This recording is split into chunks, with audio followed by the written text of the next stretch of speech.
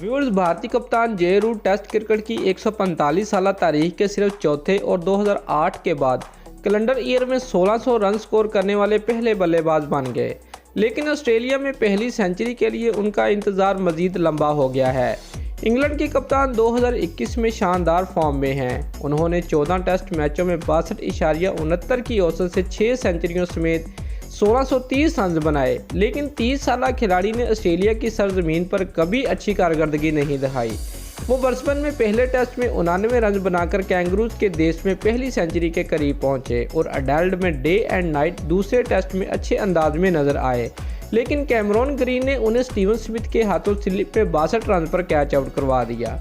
उसके बावजूद जे रूट ने अपने नाकाबिले यकीन सीजन में एक और तारीख रकम की और एक कैलेंडर साल में 1600 टेस्ट रन बनाने वाले सिर्फ बल्लेबाजों की फहरिस्त में शामिल हो गए हैं।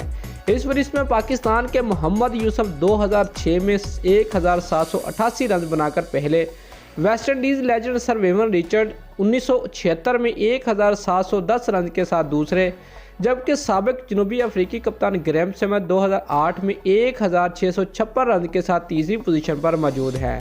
जे रूट अब तक 1630 रन बना चुके हैं और मेलबोर्न में इस साल होने वाला तीसरा टेस्ट अभी बाकी है। दोस्तों, अगर आपको हमारी ये वीडियो अच्छी लगी है तो लाइक और कमेंट ज़रूर करें और हमारे चैनल को सब्सक्राइब करना मत भूलिए। शुक्रिया।